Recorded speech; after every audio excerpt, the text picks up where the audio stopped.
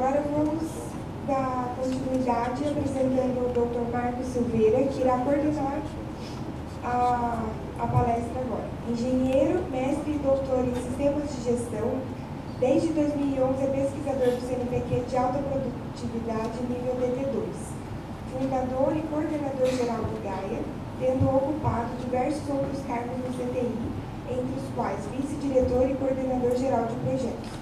É professor permanente do programa de mestrado e doutorado em administração de micro e pequenas empresas da Unifator. É professor também em outros cursos de pós-graduação.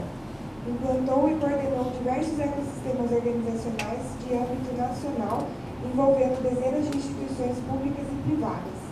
Nos últimos 5 anos, publicou mais de 50 artigos e papers e 6 livros. Fundou e dirigiu 2 empresas, tendo outras experiências executivas, inclusive na Philips do Brasil. É professor e consultor associado da Fundação Dom Cabral, nas áreas estratégia, inovação, pessoas e processos, entre diversas outras experiências. Por favor, Marco.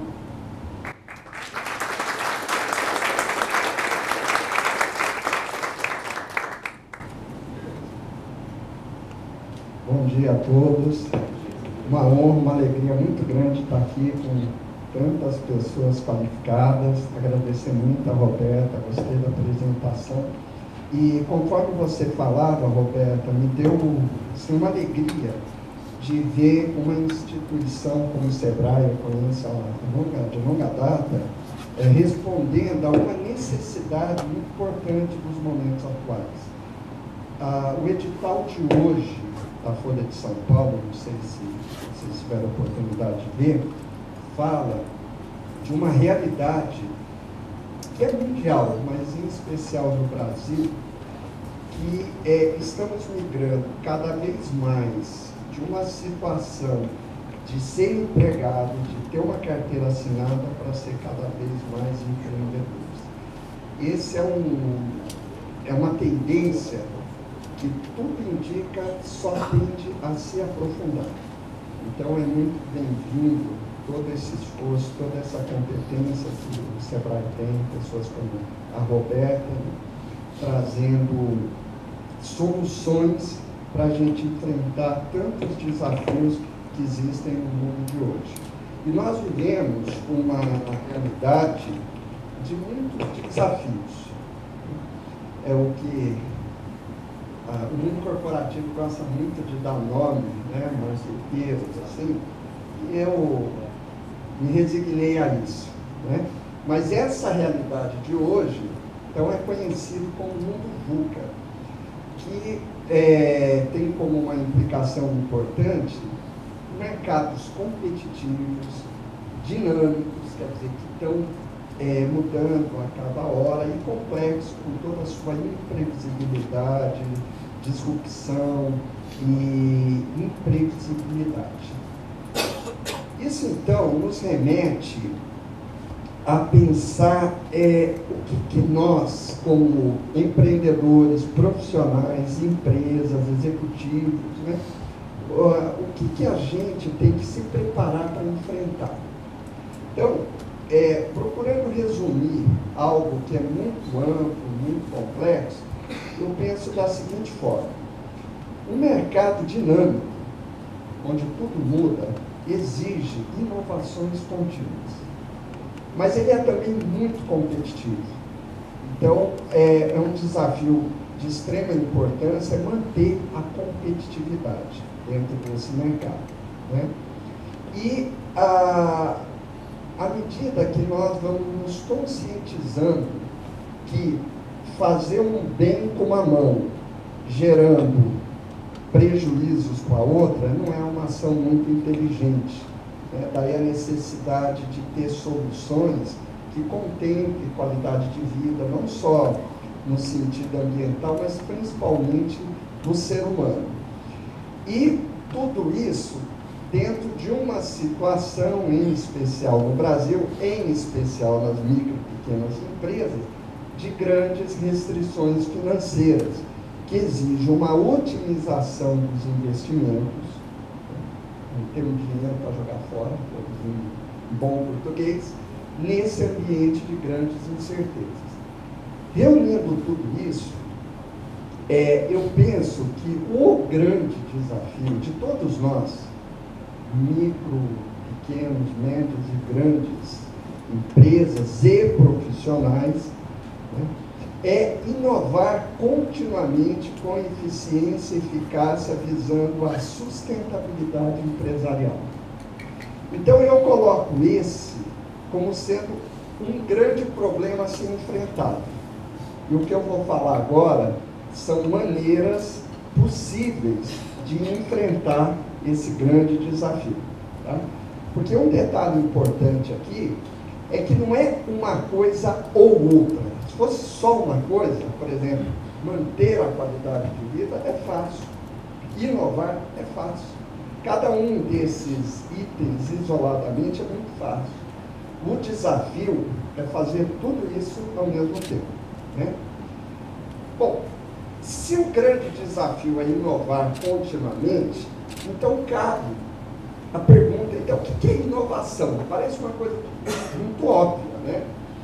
Então, eu sou de uma época em que ainda se pensava a inovação como uma questão eminentemente tecnológica, high-tech. Eu sou pesquisador, né, sempre tecnologia da informação, então aqui mais do que em qualquer outro lugar, essa visão, que eu considero muito limitada, não só eu, né, persistia. Por que essa visão ela é ruim? Primeiro porque ela limita. Se é só high-tech, então o escritório de contabilidade não inova, o bazar da Dona Maria não inova, né? Ele complica demais as coisas. E o que menos a gente precisa no mundo corporativo é de complicação. Por quê?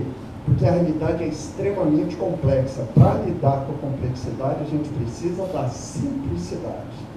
Exclui aqueles que não têm PhD, exclui aqueles que não são da área de P&D, né? Então, assim, o que é inovação? Eu acho sempre importante lembrar que inovação é parte integrante da vida humana. Não tem novidade nenhuma nessa questão de inovação. Desde que a gente pisou no chão desse nosso planetinho azul aqui, a gente não para de inovar, né? Lá o seu avô estava lá fazendo fogo, né? E vem ao longo das eras num processo contínuo de inovação, né? Desde as inscrições nas cavernas, passando pelos papiros, Gutenberg, até chegar aos sistemas de processamento de dados de hoje. Em qualquer área da vida humana, a gente percebe isso. Por exemplo, meio de transporte, né? Saímos aqui do caminhar, dominar os animais para servir de montaria, até os trem-balas supersônicos dos dias de hoje. E assim, qualquer área da vida humana, a realidade é a mesma. Então, vejam esse texto aqui, olha que interessante, ó. Revolução constante de produção, incerteza interminável. Todas as indústrias nacionais estabelecidas de longa data foram ou estão sendo diariamente destruídas. São desalojadas por novas indústrias. No lugar de velhas necessidades satisfeitas pela produção do país, encontramos novas necessidades. É um documento do Sebrae, é um documento lá do Vale do Silício? Não. É um documento de aproximadamente 200 anos atrás. É um manifesto comunista de Karl Marx e o Engels. Já se falava nisso, né? Então, a inovação é parte da sociedade. Não estou falando de nada novo, né?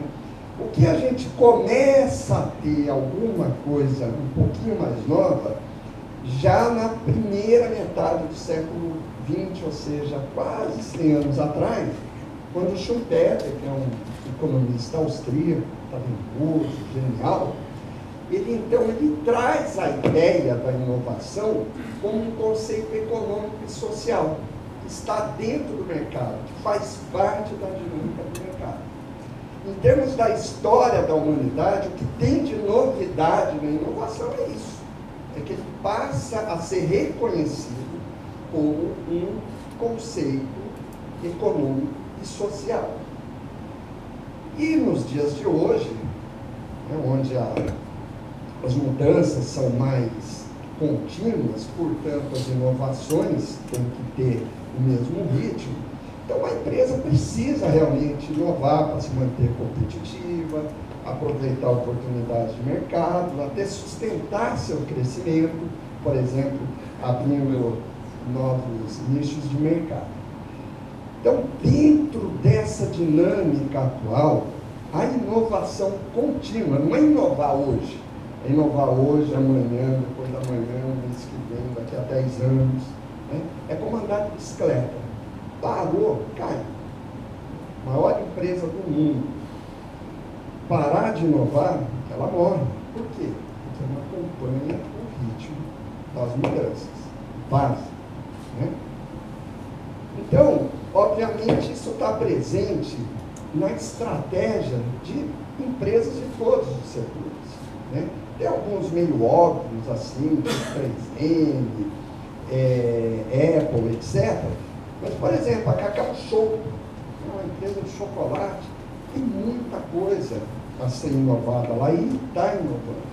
Modelos de negócio, novos produtos, novos mercados, novas abordagens mercadológicas, tudo é passível de inovação. Então, por exemplo, quando a gente vê essas empresas, a gente reconhece claramente que tem um processo de inovação envolvido. Mas e nesses casos aqui, por exemplo? Né? Eu corri atrás de balão quando eu era moleque, uma sandalinha parecida com essa. Ia para a escola na bolsinha, uma caneta igualzinha a essa, acho que a única diferença é que naquela época não tinha o furinho na tampa. Né? Então, assim, não tem inovação, aí eu tenho. Maisena foi fundado no final do século XIX, começo do século XX em Recife. Você acha que a fábrica que produzia a maisena naquela época é igual a que produz hoje? Então, qual é o ponto? É que tudo pode ser sempre melhorado. E fazer todo esse preâmbulo para chegar numa questão óbvia, mas de grande importância. Então, o que é inovação?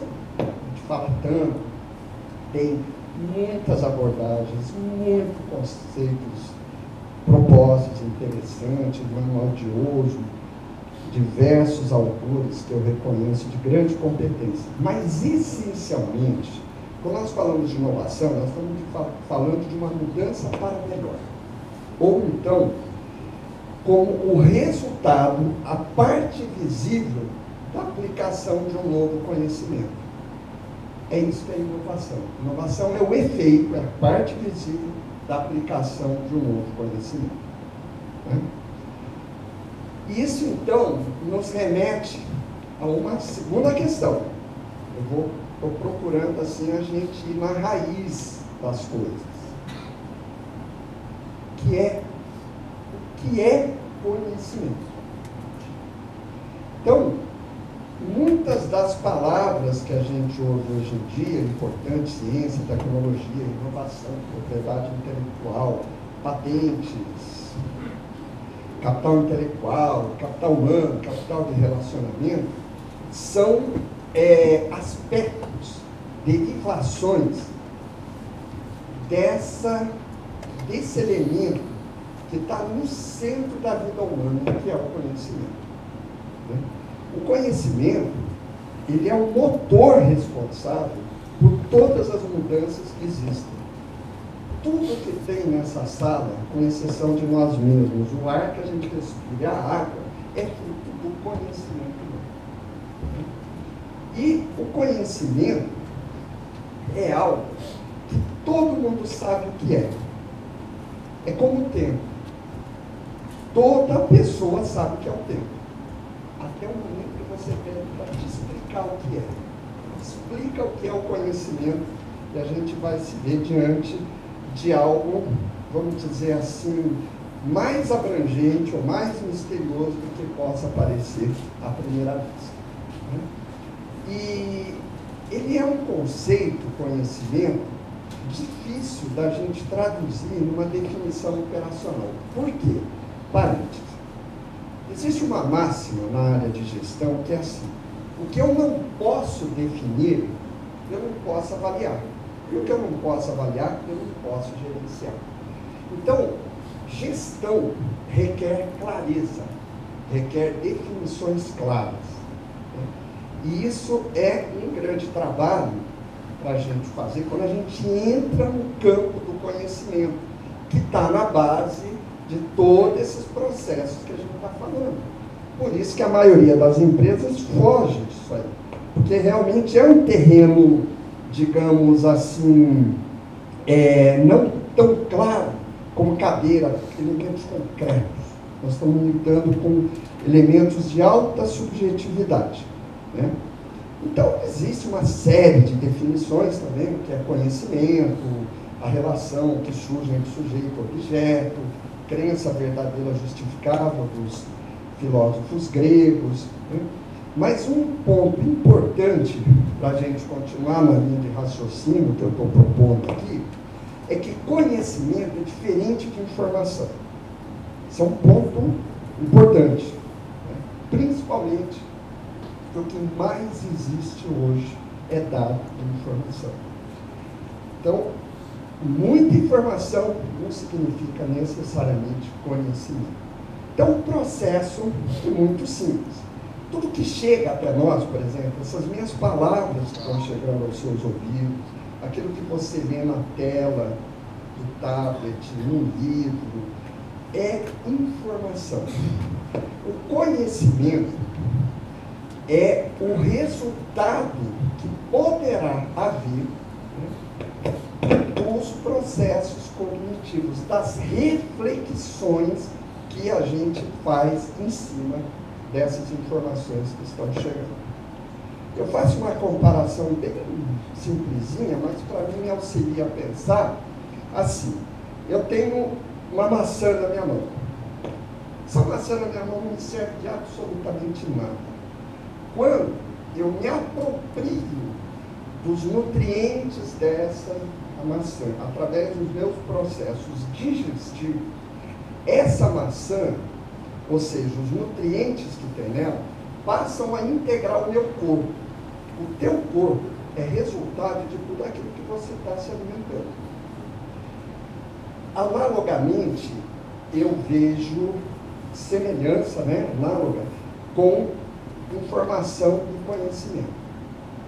Então, quando a gente consegue fazer essa transformação, ou seja, quando aquela informação ela ganha um sentido dentro de nós, aquilo se torna então um verdadeiro conhecimento, aquilo passa a ser parte de você, é você, como é o teu corpo, é você, não é alguma coisa que está fora, né?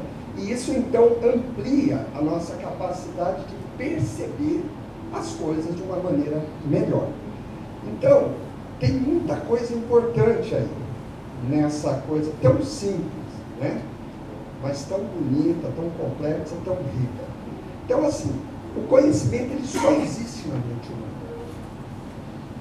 E aí, então, uma primeira consequência importante: inovação exige o ser humano. Não é algo que aconteça espontaneamente, não é? Por exemplo, né, a empresa vai adquirir a tecnologia. Então, assim, a tecnologia chega de caminhão. Quando é que eu ponho a tecnologia? Põe lá naquela mesa, por favor. Né? Põe naquela... É isso que é tecnologia. Tecnologia é conhecimento estruturado. Ele precisa desse exercício de reflexão. Precisa de tempo. Precisa de internalização, né, para que a coisa realmente produza resultado. Por quê? O que gera competência é o conhecimento. Competência é a externalização desse conhecimento, juntamente com habilidades e atitudes, que são outras formas de conhecimento, não deixa de ser um conhecimento, né? E é isso que agrega valor, é isso que permite com que a gente realize as coisas de uma maneira melhor. Então, tudo que eu falei até agora é, vamos dizer assim, uma maneira de criar uma plataforma comum, um alinhamento entre nós, do que eu vou falar agora. Então, como que nós podemos usar essas coisas que eu estou dizendo aqui para a gente chegar no que é mais importante, né? Na solução desse grande desafio que todos temos pela frente, né? Então, vamos voltar para o segundo slide. Então, inovar continuamente com eficiência, visando a sustentabilidade. Então, assim, o que eu preciso como empreendedor, como profissional, como empresa? Eu preciso inovar continuamente. Preciso ser competitivo. Então, não é inovar qualquer coisa. Inovar na direção da competitividade e com eficiência. Bom, agora, para eu inovar continuamente, eu preciso gerar crescimento, eu preciso aprender, eu preciso de foco. Não é com superficialidade que a gente aprende, a gente não inova as coisas na superficialidade, precisa de um foco para poder gerar conhecimento necessário. Para ser competitivo, principalmente com pouca grana, pouco dinheiro, poucos recursos, eu preciso de criatividade, eu preciso de visão, eu preciso perceber oportunidades que não são tão visíveis dentro daquele segmento de mercado que eu estou. E para ser eficiente, eu preciso errar pouco. Isso exige um domínio daquilo que eu estou fazendo. Não pode ser tentativa e erro, tentativa e erro. Beleza? Então, tranquilo, né? Foco, criatividade, domínio é um negócio que todo mundo tem. Tem? Né? Não é algo fácil, principalmente, né, no caso dessa aqui. Aprendizagem requer tempo, criatividade requer profundidade, domínio requer continuidade. Para eu dominar qualquer coisa, né, tem que ser hoje, amanhã, tem que ter uma linha de continuidade. E como fazer isso nesse mundo maluco? Tudo está mudando, ou aparentemente tudo, né? Produtos mudam a toda hora, interesse do cliente muda a toda hora, tecnologia muda a toda hora. Como ter continuidade? Como ter profundidade? Como ter domínio? Esse é o problema. É uma dificuldade para mim, é uma dificuldade para você, é uma dificuldade para toda a humanidade. Então nós estamos todos jogando dentro desse mesmo campo. Choveu com um time, chove com o outro. A Argentina está indo mal pra caramba na Copa América porque o campo é ruim. Ou seja, só a Argentina joga no campo ruim, o adversário está jogando no campo bom, né? Sabe aquela? Então, assim, o mercado é igual para todos. Então, como que a gente vai procurar um caminho para sair desse aparente dilema? Né? Procurando elementos que estão na raiz. Como eu já dizia Saint-Exupéry, e concurso de Miss, né? A mulherada falava muito assim, o essencial é invisível aos olhos. Mas é verdade mesmo, é uma grande verdade. O essencial é invisível aos olhos. O que a gente está sempre vendo é a superficialidade, sempre efeitos das coisas, né? Pensando nisso, eu lembro uma história muito curiosa. Quando teve aquele tsunami na Indonésia, tinha um barco com 2 brasileiros, um casal de brasileiros, inclusive, coincidentemente. Eles estavam com o barco ancorado e desceram para mergulhar. Estavam mergulhando, na hora que eles voltaram, eles olharam e não entenderam nada do que tinha acontecido. Porque enquanto eles mergulharam, passou um tsunami, que eles nem perceberam. Por quê? Porque exatamente na raiz, na essência, as coisas têm um nível de estabilidade muito maior. E é isso que a gente tem que procurar para manter algum nível de equilíbrio no mundo que não para de mudar. Então, vamos ver dentro de uma empresa o que está na raiz, né? Então, fazendo assim uma lógica bem elementar, né? O que uma empresa faz? Ela atende uma necessidade que está fora dela. Eu preciso ter um buraco na parede de casa para colocar um quadro. Então, alguém vai lá, faz uma furadeira. Eu preciso ter um jeito de dar dinheiro. Alguém vai lá, faz uma caderneta de poupança. E assim por diante. A nossa necessidade dá origem a um produto, né? Esse produto, ele é resultado de processos. Ou seja, as atividades que realizamos, as empresas realizam, que dão origem àquela furadeira, àquela caderneta de poupança, a esse apontador, né? E a execução de um processo requer competência, capacidade para executar esse processo. Olhando essa mesma lógica de uma forma agora invertida, a gente pensa assim, né? A competência é a raiz que dá origem, então, às atividades, aos processos, que eu estou fazendo uma analogia com uma árvore, que resultam em produtos, que são os frutos dessa árvore, que atendem a necessidades. Então, quando a gente olha dessa maneira, a gente percebe que a raiz do desempenho está no conjunto de competências que nós temos, que as empresas têm. Isso é básico, é simples, e é mesmo, mas é muito poderoso. E não é uma invenção minha, nem uma conclusão minha. Na verdade, isso aqui, né, já vem sendo falado há uns 25 anos, mais ou menos, por Handel e Prahalá, que trouxeram, então, essa abordagem que é conhecida como estratégia baseada em competências essenciais, que eu considero um ovo de comum, né? Que é uma forma simples e eficaz de lidar com toda essa turbulência que a gente tem visto nos mercados. E eu vou falar um pouquinho disso, começando com um exemplo nosso, né, aqui do Gaia, da empresa que eu tenho, falado pela Isabela, também tenho empresas, né?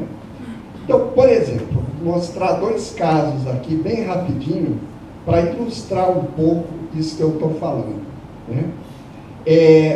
Essa empresa, a Reco, é uma empresa que faz produtos de vestuário, lingeries, pijamas, etc., lá do Paraná. Muito boa, tem um posicionamento de mercado muito interessante, mas é pouco conhecida aqui no estado de São Paulo. Então, eles têm 8 lojas no estado de São Paulo, na capital, né? E eles estavam com um problema de faturamento nessas lojas. Então, eu estou agora traduzindo um conceito numa ação prática, né? E, então, o que nós propusemos para eles, né? Que aí é uma questão importante também. Às vezes, uma mudança do foco gera visões muito mais interessantes, muito mais ricas. Eles queriam aumentar o faturamento. A nossa proposta, você quer faturar ou você quer lucrar? É diferente, não é a mesma coisa, né? Então, partimos dessa base.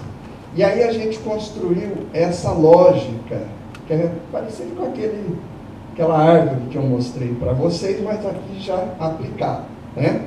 Então, assim, eles querem aumentar a lucratividade, isso precisa de clientes satisfeitos, mas que dê retorno sobre o investimento, isso requer valor percebido pelo cliente naquela loja, naqueles produtos, e qual é o produto que eles têm, qual é a rede de processos necessária para gerar aquele produto, que é o serviço de comercialização. Não é o produto, é o serviço de comercialização do produto, né? E aí, então, a gente chega nas competências necessárias? Então, a lógica é muito simples. Na medida em que eu aumento a competência, ou seja, a capacidade de executar esses processos, os produtos são percebidos como de maior valor agregado e eu desencadeio essas reações positivas que levam à lucratividade. Basicamente, isso aí. Aí, um outro caso, mostrando a mesma lógica, só que agora nos processos internos da empresa, uma instituição financeira aqui de São Paulo, tá? Que tinha um problema muito grave para aquele negócio, que era um turnover alto dos gerentes do negócio, ou seja, tinha uma rotatividade naquela função muito grande. E por razões específicas do negócio, eu tenho uma apresentação, a Helena até já viu em São Paulo, que eu detalho esse caso com gráficos, vou mostrando todos os estudos que foram feitos, mas assim, um gerente de negócio, ele começa a gerar aquela receita, digamos, média da empresa, depois de um ano. Por quê? Porque envolve gerar carteira de cliente, envolve o conhecimento dos produtos, e isso, em média, demora um ano para acontecer. Portanto, quando se perde o profissional, a gente está perdendo o patrimônio efetivo. Isso não é específico dessa empresa, tem casos internacionais que mostram essa mesma realidade. Então, o que nós propusemos? Sempre com foco em competência, sempre com foco em competência. Identificar quais são os fatores de competência que impactam o desempenho daquele gerente de negócio. E, com isso, né, a gente medir. Nós trabalhamos numa área chamada People Analytics, a Giovana até vai falar aqui um pouquinho mais aplicado na realidade de hoje, aqui no tema de hoje, que é, basicamente, usar métodos analíticos, estatísticas, matemáticas, para medir efetivamente variáveis ligadas ao fator humano. E aí a gente fez isso, aí nessa apresentação a gente mostra como é que chegou, tal, os valores, mas, enfim, foram identificadas 4 competências básicas dos gerentes de negócio. Com isso, quando se contratava uma nova pessoa, se procurava identificar esses 4 fatores de competência. 2, todo o processo de desenvolvimento de capacidades, treinamentos, etc., era focado nisso aí.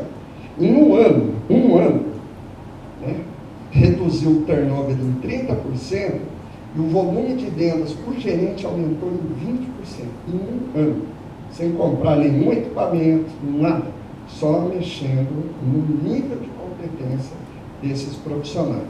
E todos os indicadores, volume de empréstimo, receita bruta, lucro, todos aumentaram, né? Então, é um caminho muito interessante que traz um retorno com relativamente pouco investimento. Mas não é só isso, tem coisas ainda mais interessantes, né? Então, a ideia é aqui, olha. Então, ativar essas competências essenciais no sentido que elas estão na raiz do desempenho, né? E com isso gerar essa rede de relações virtuosas. Então, isso vale para uma grande multinacional, eu vou mostrar alguns casos, mas vale para você, vale para mim, até como profissional liberal, como microempreendedor. Então, como que eu posso identificar quais são essas competências que eu devo investir? Então, 3 testes básicos. Primeiro, ele agrega valor na resolução de uma necessidade do mercado, das pessoas. ele permite a diversificação de produtos, ou seja, com aquela competência eu posso gerar diferentes produtos. Terceiro, exige tempo para aprender, porque se for um negócio que eu posso comprar na esquina, rapidamente, se a tua empresa tiver sucesso, a concorrência vai ter também. E lembre que o jogo de mercado é um jogo de competição, né? Basicamente isso aí. Tá? Então vamos dar alguns exemplos. A 3M, que é uma big de uma empresa, ela trabalha com 17 competências básicas, ela chama de tecnologias básicas. Né? Então, um exemplo simples de entender, processo de colagem. Então, o foco não é mais o produto. Então, o foco não é o esparadrapo, o foco não é o post-it, a fita crepe. O foco é a capacidade que ela tem de dominar os processos de colagem. E com isso, então, ela gera, eu pus alguns exemplos aqui, mas ela gera centenas, milhares de produtos com aquela mesma competência. Então, a lógica é muito simples. Né? Quando a grande maioria das empresas faz isso, ela foca no produto. Então, o que eu faço? Eu faço cadeira desse tipo aqui. Beleza. Então, o mercado está comprando essa cadeira. Aí, amanhã, essa cadeira deixa de ter espaço no mercado. A empresa afunda. Um exemplo histórico é o que aconteceu com a Kodak. Né? Então, a Kodak, ela era uma super empresa baseada em filmes fotossensíveis, filme fotográfico. Tá? E ela não percebeu que estava havendo uma mudança tecnológica, né? E chegaram, então, o registro de imagens por meio digital, pelas câmeras digitais. Então, aquele produto dela deixou de existir. Então, qual que seria a solução? Ao invés de ela dizer assim, a minha empresa produz filme fotossensível, o raciocínio, a estrutura dela, a estratégia é assim, o foco da nossa empresa é a capacidade de registrar imagem. Porque o registro de imagem é uma necessidade perene. Minha netinha terminou de nascer, eu puxei de fotos dela. E vai ter batizado, daqui a 40 anos vai ter minha bisneta, minha tataraneta, eu vou querer continuar registrando as imagens. Vocês entenderam? O foco deixa de ser um produto e nós vamos numa essência do que dá origem àquele produto. E é aqui que está o nosso foco. E quando eu domino essa capacidade, aí, ao invés de eu ficar à mercê do mercado, que pode ou não querer comprar a cadeira, eu faço diferente agora. Eu olho o mercado e digo assim, com aquilo que eu sei fazer, quais os produtos que podem ser gerados? É essa. Então, inverte a lógica, aumenta o nível de governabilidade da empresa. Ela se torna mais imune às ondulações do mercado. Né? Então, assim, a 3M faz isso. Né? Então, amanhã veio uma lei que precisa fixar o não sei o que na porta das casas. Ela vai desenvolver um adesivo para colar não sei o que na porta das casas. Porque essa competência ela tem.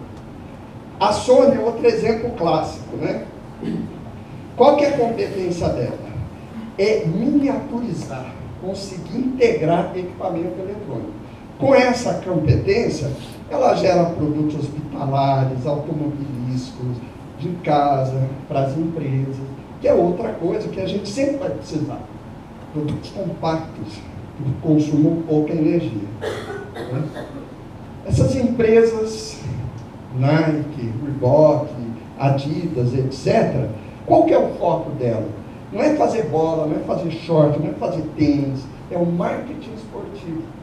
Então ela foca nisso e através dessa competência ela vai gerando produtos que o mercado demanda. Então é futebol, Então, vamos vender mais futebol. É golfe, mais golfe. E assim por diante, né? Então, o teste é você focar nessas competências que têm essas 3 características que eu falei anteriormente, né? E que haja disposição para investir tempo e recurso. Porque competência a gente não compra na esquina. Conhecimento, a gente não é algo que você dorme com a cabeça em cima do micro e no dia seguinte o conhecimento está assimilado. Precisa de investimento, precisa de recursos, né?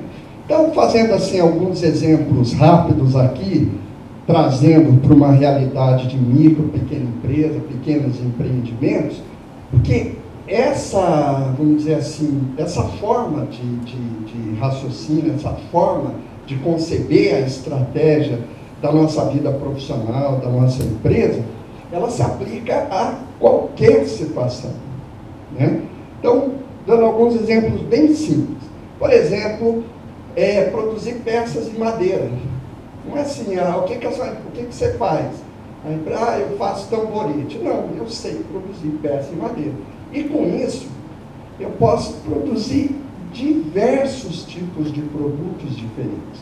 É claro que existem as especificidades de cada um, né?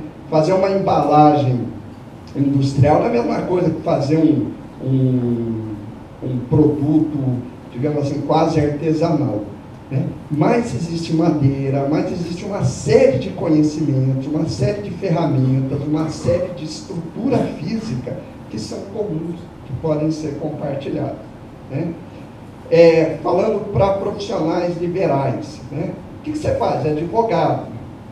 O que o advogado faz? Ele defende causas num tribunal. É um tipo de produto, mas tem muitas outras coisas que podem ser feitas. Da assessoria, da palestra, da curso, escrever, fazer vídeo, né? Trouxe até um exemplo pessoal, né, que é a nossa empresa, em parceria, por exemplo, com a Razão Humana, da Helena aqui, a gente tem uma diversidade grande de produtos. Até um show corporativo a gente tem atualmente, coisa que eu nunca pensei na minha vida. Nós geramos um show corporativo com bailarinos profissionais, atores profissionais. Temos captado R$1 milhão pela Lei Rouanet, quase R$200 mil pela PROAC, né? Usando o mesmo conhecimento, só que derivando em um produto, fora esses outros óbvios, né, da palestra, cursos, assessoria, escrever, pesquisar, etc., aquelas coisas que a Isabela leu a meu respeito aqui, né? E assim a gente pode ir falando várias coisas, né? Comercializar itens do vestuário feminino. Muitas vezes a pessoa fica muito focada em ter uma loja. Foi falado do LinkedIn. Hoje, as relações de mercado elas são tão mais abrangentes, tantas outras possibilidades. Por exemplo, ter um site, por exemplo, usar mídias digitais ou recuar, entre aspas, no tempo. Tem uma startup de Curitiba, está bombando. Qual que é o negócio dela? Vender produtos de limpeza em Kombi. Então, assim, século XXI, LinkedIn, não sei mais o que, está indo bairro a bairro. Então, assim, as oportunidades são muito grandes, né?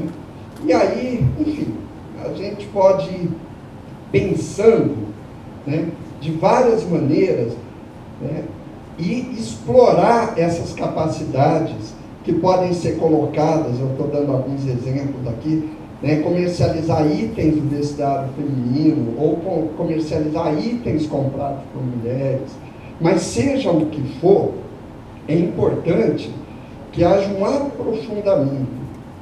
Então, assim, uma forma que costuma acontecer é a empresa começar com uma competência mais focada, mais específica, e ao longo do tempo ir ampliando, como faz, por exemplo, a 3M hoje, né, que tem assim, milhares e milhares de produtos decorrentes de 17 competências essenciais. Ok? Então, as vantagens de fazer isso são muitas. Eu já falei várias delas aqui. Ela diminui as instabilidades internas decorrentes da turbulência dos mercados, quer dizer, aumenta o nível de governabilidade, né? Contribui para o melhor direcionamento dos recursos da empresa, porque facilita a percepção das prioridades. Que evento que eu tenho que ir, que equipamento que eu tenho que comprar, que parceria que eu tenho que fazer, né? Otimiza o necessário tempo para aprender, porque tem foco. Eu sei o que eu preciso aprender, eu sei o que é prioritário. Facilita perceber as tendências de mercados mais importantes para a empresa. Eu dei o exemplo da Kodak. Você vê uma big empresa, né? E não percebeu um negócio assim, você fala, mas como que não percebeu? Porque não percebe. E tem mais, hein? Quanto mais informação tem, mais difícil a gente perceber aquilo que realmente é importante para nós. Porque luz clareia, mas um farol no olho cega. Água é a fonte da vida e as pessoas morrem afogadas. Então a gente precisa ter muito cuidado no mundo de hoje com esse excesso de informação, para a gente não se perder nisso aí. Como que a gente não se perde? É tendo discernimento, é tendo consciência daquilo que realmente é importante, separando o joio do trigo. E, portanto, inovações com muito mais eficiência e eficácia, né? Fazendo o que se chama de benchmark, aprendendo com aqueles que sabem mais do que a gente. Tudo isso fica muito mais facilitado, né? Mas nem tudo são flores, né? Tem relação. Então, assim, fechando aí a apresentação, o sucesso, ele depende das oportunidades que vêm até nós, mas de estarmos preparados para essa oportunidade. Então, a estratégia baseada em competências auxilia muito identificar as oportunidades, mas o preparo também exige dedicação e esforço, né? Então, o preparo exige foco e dedicação. O Thomas Edison já dizia isso. A gente pensa que ter uma ideia boa resolve tudo. Não é. É o começo de tudo. Uma vez veio uma pessoa do BNDES aqui, aí levantou uma pessoa da plateia brava. Não, porque eu tenho uma boa ideia e vocês não me financiam. Falou assim, meu amigo, chegam dezenas de boas ideias diariamente. Boas ideias o mundo está cheio, né? Agora, a disposição de percorrer isso, né, para desenvolver a competência necessária, isso nenhuma virtualidade do mundo vai conseguir substituir, né? Então, assim, dentro desse trabalho da gente se aperfeiçoar, da gente desenvolver competências, então várias coisas, né, podem ser colocadas. Pensei em 3 aqui. Uma coisa importante, como pagar as contas e aprender ao mesmo tempo, que é um desafio, porque eu sou microempresário, eu vivencio essa realidade também como professor, consultor há muitos anos. A gente sabe que é difícil. Então, só tem um jeito, né? Ação e reflexão. Só ação traz a cegueira, que é o que acontece muito no mundo corporativo. Está todo mundo ocupado, não tem tempo para aprender. Também ficar só viajando também não resolve. Então é fazer, refletir, né? E aí, então, cuidado com a mentalidade fast food, achar que é uma boa ideia, que amanhã ele vai fazer um negócio, depois da manhã já vai estar na capa das melhores empresas, das pequenas empresas, grandes negócios, depois da manhã está dando entrevista no Jornal Nacional, tá? Não é assim que a banda toca. E uma pergunta que me fizeram um dia, e eu achei muito interessante, até hoje eu penso muito, para mim, inclusive, né? Como que distinguir perseverança de teimosia? Qual que é o limite? dessas coisas, até quando eu devo insistir, né? Então, não tem jeito, é pensando o tempo todo, agindo, tomando decisões, refletindo, fazendo, então, o processo de forma sistemática dentro de uma empresa, ou até na nossa vida, né? De planejar, fazer, avaliar o resultado, e no dia seguinte planejar, fazer, avaliar o resultado, corrigir, e no dia seguinte planejar, fazer, avaliar o resultado, e daqui 10 anos planejar, fazer. Né? Não tem outra maneira. Né? Então, assim, fechando realmente, para a gente chegar na questão do ecossistema da cooperação e passar a palavra para a Giovana. Então, o conhecimento está na raiz que gera as inovações, que gera a competitividade necessária. E é por isso que nos mercados atuais, além dos ativos tangíveis, que são facilmente identificados numa planilha financeira, existem também um conjunto de ativos intangíveis que recebe o nome de capital intelectual.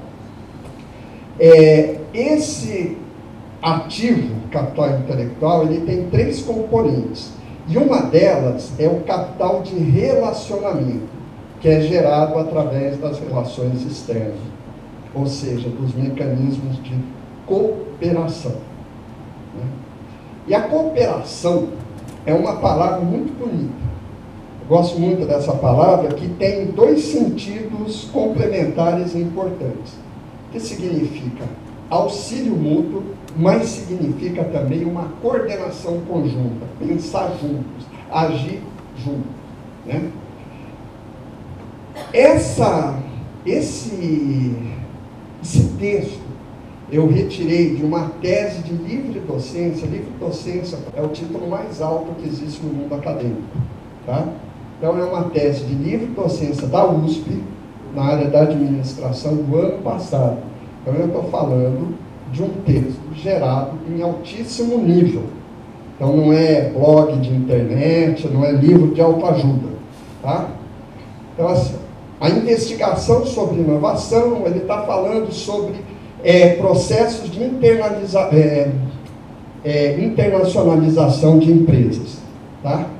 Ele fala, a investigação sobre inovação mostra que a alavancagem das redes interfinas, ou seja, das relações entre empresas, torna-se um recurso estratégico. A cooperação é um dos determinantes para a atividade da inovação de uma empresa. E por quê? Porque todas as empresas, ele está falando de multinacional, não está falando de micro e pequena empresa. Então, no nível das multinacionais, elas não têm os recursos necessários para fazer as inovações sozinhas. Será que a micro e pequena empresa tem? Né? Aquilo que a Roberta colocou aqui para nós. E, dentro disso, surge esse conceito, que foi falado pela Roberta, do ecossistema organizacional. Então, assim, eu tenho uma empresa, estou dentro de um ambiente formado por múltiplas organizações. Esse ambiente organizacional dá-se o nome de ecossistema organizacional, que é o conjunto de empresas, instituições reguladoras, governamentais ou não, instituições de ensino e pesquisa, SEBRAES e etc., concorrentes, clientes e etc. E cada um tem uma missão dentro desse ecossistema. Tá? E quanto mais a gente consegue esse alinhamento entre os atores, o que é isso, alinhamento?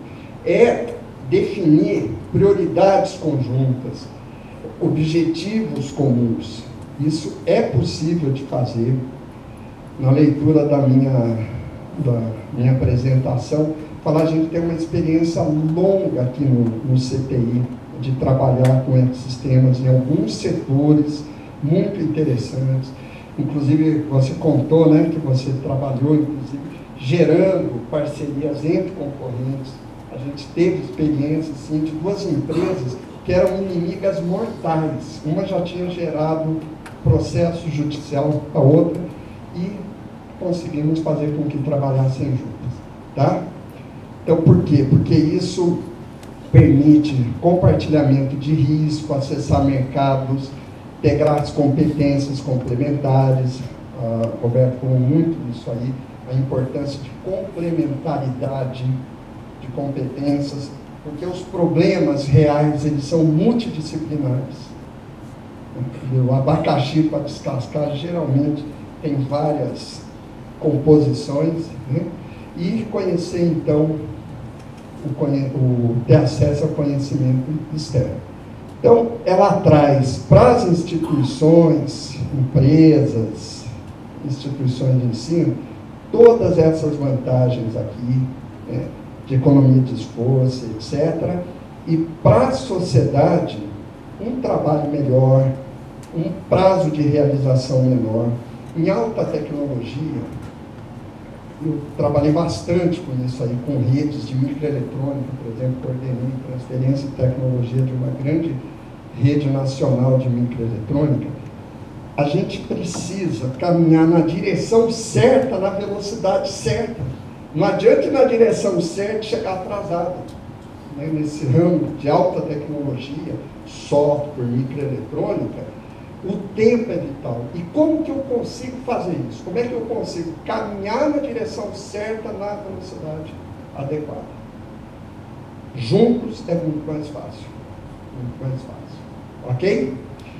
Então, para dar continuidade à minha fala, então, a Giovana Garrido, que vai ser apresentada, que é uma parceira nossa, nós integramos o Gaia, juntamente com a Isabela, o Matheus e outras pessoas, né?